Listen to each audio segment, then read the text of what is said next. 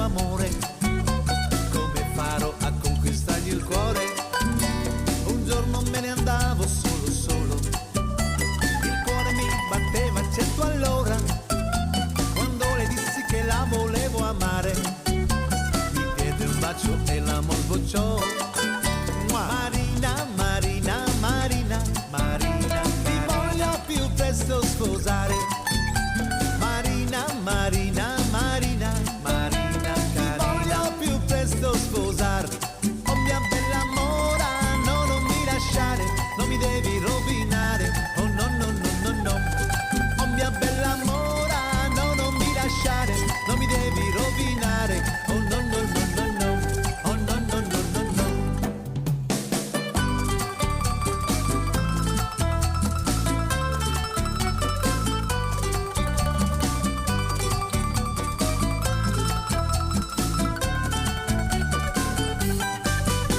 Mi sono innamorato di Marina, una ragazza mora ma carina, ma lei non vuol saperne del mio amore. Come farò a conquistargli il cuore? Un giorno me ne andavo solo solo, il cuore mi batteva 100 all'ora, quando le dissi che la volevo amare. As videiras são plantadas em forma de espaldeira, que a gente chama, onde a folha vai subir e a uva vai descer. Com isso ela tem uma melhor insolação, resulta numa fruta de melhor qualidade. Diferente daquela videira que forma uma espécie de um telhado, onde a própria folha faz sombra para a uva. Aqui o número de horas de sol é muito maior do que naquele outro formato. E para essa uva aqui se torna melhor. Uva boa, eu consigo fazer um vinho bom. Se não tiver uva boa... Colhemos ela no mês de fevereiro, às vezes entrando março adentro, né? Depende muito do clima, da quantidade de sol que a gente tem mais. Depois de colhida, primeiro passo, pesarmos ela, para termos uma ideia da quantidade de garrafas que vai resultar aquela colheita.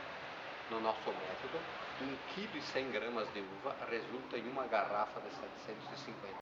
O que vai acontecer aqui dentro? Além de ser um tanque reservatório, primeiro, se resultaram de lá 5 mil litros de vinho, eu coloco um tanque de 5 mil litros aqui.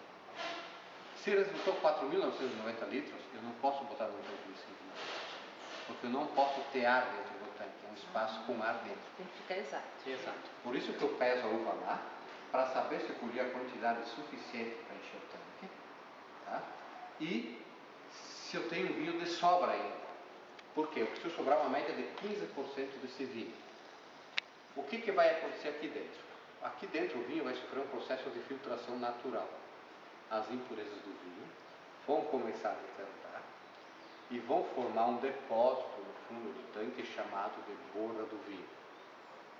Já nos primeiros 30 dias decanta um monte.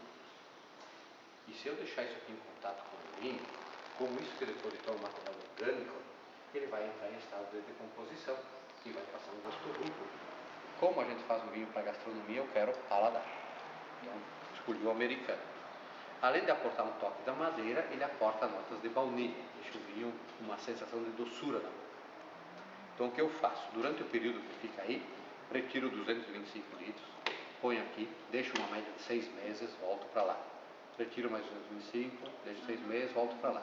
Então o que acontece? Em média de 20 a 30% do vinho passa por aqui, do carvalho, e mistura com os outros 70, 80%. Com isso eu mantenho o sabor da fruta e dou o toque da madeira, dou a elegância da madeira. O envelhecimento dela. Exatamente. Eu diria que a madeira ela dá um certo glamour no vinho, tá? Ela valoriza o vinho. Essas videiras aqui elas têm 47 anos de idade, essas foi meu pai que plantou.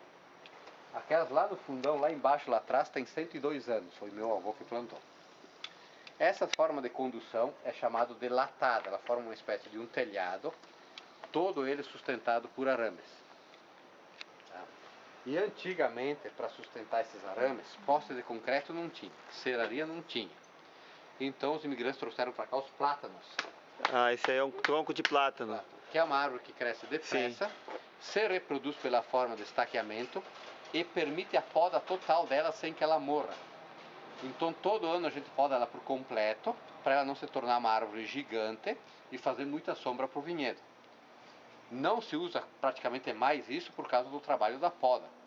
Imagina que esse ano eu passei quase 40 dias encostando Podando. uma escadinha aqui, machadinho, e galho por galho. Tem uma árvore só para usar o tronco dela. Exatamente. E ela é interessante por quê? Porque ela tem raiz bem profunda. Então ela se agarra bem ao solo e ela consegue sustentar o peso. Repara esse arame aqui que foi amarrado há 47 anos atrás. Ele faz parte da árvore já. A árvore cresceu em volta dele e abraçou ele. Tá? Este aqui nós passamos esse ano, que a gente estava com medo que pelo desgaste deste aqui ele não suportasse mais o peso. Um hectare dessa uva chega a pesar 40 mil quilos. Vou servir um Merlot para vocês terem uma ideia dos nossos produtos agora. Tá? Esse é um Merlot Merlot é meu preferido. da safra 2011. Segundo a lenda de São Marcos, numa noite que estava num barco de pescadores, teve a visão de um local que seria habitado por reis e soberanos. E este local estaria sob a guarda de um grande leão alado. Segundo a história, nesta ilha de Torcello, a ilha próxima a Veneza, é onde sempre viveram e moraram os reis e imperadores da época. O mais famoso deles foi Átila, o rei dos Hunos. Inclusive o trono de pedra dele está lá no Museu de Céu Aberto da ilha. Hoje lá naquela ilha vivem 14 famílias, para terem uma ideia. Então a ilha é muito pequena. Então nós usamos Ilha de Torcello porque nós somos uma vinícola pequena. Nós somos uma boutique de vinhos, a menor vinícola do Vale dos Vinhedos. Então ilha representa um local pequeno. A gente procura fazer um produto mais glamuroso, mais trabalhado, mais elaborado. Então o glamour fecha com o glamour da época do reinado, das pessoas que viviam lá. E usamos o símbolo do leão alado, que é o símbolo de São Marcos, que é o símbolo de proteção. Por isso o nome Torcello. Se eu pudesse usar o Valduga, eu usava o Valduga. Ele é mais misturado, mais Mais tempo, né? mais velho. Isso. Agora, o Merlot e o Cabernet, qual que é A diferença? Primeiro variedades de uvas diferentes, né? Uma Merlot, outra Cabernet. Sim. O Merlot normalmente ele é mais frutado, Merlot? mais aromático, menos pegada de boca. O Cabernet ele te trava um pouquinho mais, ele tem mais pegada de boca e ele é mais herbáceo, diria. Tem um aroma mais para ervas, alguma coisa assim. Justo até aí? Justo. Espumante Brucci, que é o espumante seco. Estou dizendo que você vai.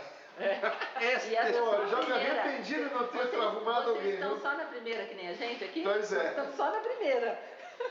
Vocês estão na primeira e na melhor. O dia, então. Gravem isso, hein? Começou. No final do dia, façam um levantamento das visitas que vocês fizeram. Pode deixar. E aí vocês vão dizer, ó, realmente ele falou a verdade. Torcello. Aqui, ó, espumante Brucci. Aqui tem 80% de uva Chardonnay, que é uma uva branca, seca e bem aromática. Vai lembrar muito uma maçã verde, uma pera. 15% de Pinot Noir, que é uma uva tinta, que a gente separa da casca logo para não adquirir cor. Ela vai agregar maciez. E 5% de Merlot, para dar um pouco de estrutura. Fantástico. Eu desconheço um Brucci tão legal quanto este de se beber. Mas eles dizem que a norma técnica tem que ter sacarose. Bom, vou obedecer eles, tá? Vou brigar com eles. E o Moscatel tem também uma composição ou não? O Moscatel, ele é 100% moscato branco. Uma variedade de moscato, isso aqui, tá? Ele é muito aromático. Como eu colho a uva bem mais madura, o que acontece? Eu colho a uva bem madura, ela tem bastante açúcar. Eu deixo fermentando. Quando ela atinge 8% de álcool, eu dou um choque térmico, estagno a fermentação, e aí as leveduras param de se alimentar do açúcar, da frutose. E aí o que acontece? Sobra um residual de frutose. Então o doce do moscatel é residual de frutose. Não tem sacarose aqui, é frutose, tá, gente? Então ele vai ser um doce agradável e não um doce enjoado. O que enjoa a gente é a sacarose, a frutose não enjoa a gente, só dá a sensação de doçura.